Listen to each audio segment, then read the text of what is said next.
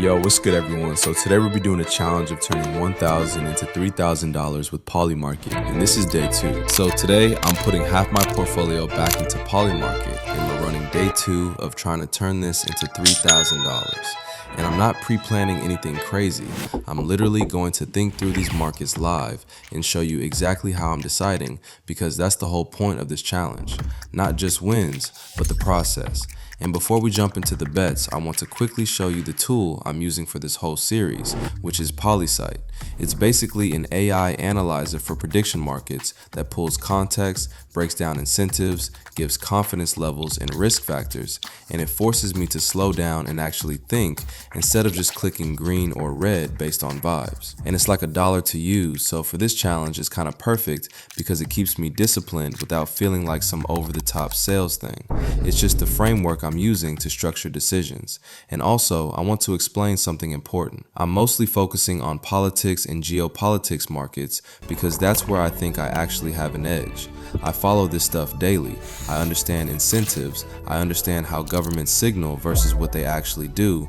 And edge comes from understanding behavior, not guessing headlines. So the first market I'm looking at is the US anti-cartel ground operation in Mexico by March 31st, which is sitting around 9% for March, and that immediately tells me the market already thinks it's unlikely. But I want to think deeper than just unlikely, because a unilateral US ground operation inside Mexico would be an insane escalation. You're talking sovereignty violations, congressional blowback, international optics, potential retaliation, and massive diplomatic consequences. So let's run it through POLYSIGHT and see what it says. And it's coming back bet on no with 72% confidence, and the reasoning lines up with what I was thinking. High political cost, Mexico strongly incentivized to resist, and historically the US prefers intelligence sharing, sanctions, drone operations, and border enforcement rather than boots on the ground unless there's a major shock event. So I like the logic, but here's the issue.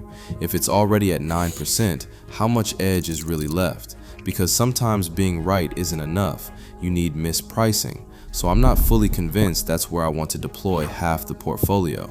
So let's move to the second market, which is US/Israel strikes Iran by certain deadlines. And this one's tricky because February is low, March is like 63%, June and December are even higher, and that big jump tells me expectations are being priced aggressively. So I run this through POLYSIGHT, and it basically says outcome too uncertain, skip this market.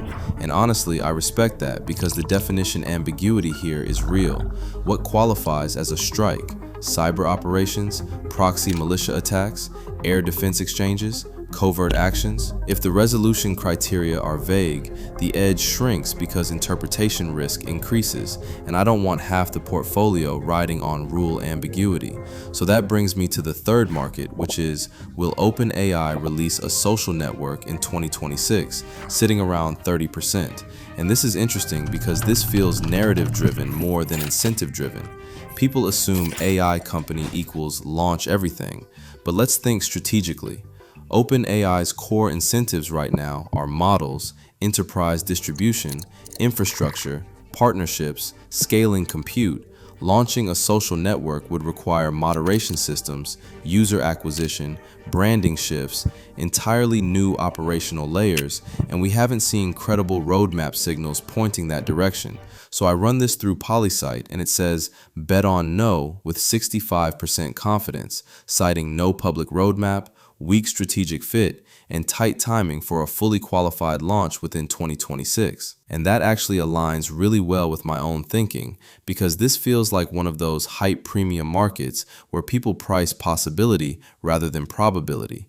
And if they don't clearly launch and publicly position it as a social network by the deadline, the market resolves no, which makes the thesis cleaner than the geopolitical ones. So now I'm sitting here thinking, okay, Mexico is low probability, but maybe fairly priced. Iran is messy definition-wise. OpenAI feels cleaner structurally, and if we're betting half the portfolio, we need something with clarity, not chaos. So after thinking it through, the OpenAI market feels like the best balance of defined rules, realistic incentives, and potential mispricing. So we're going no on OpenAI releasing a social network in 2026, half the portfolio. We're locking it in, trade confirmed, and now we wait. And that's the whole game. Structured decisions, not random clicks. So come back tomorrow for part 3 and we'll see if we're closer to $3,000 or if we just made this challenge way harder for ourselves.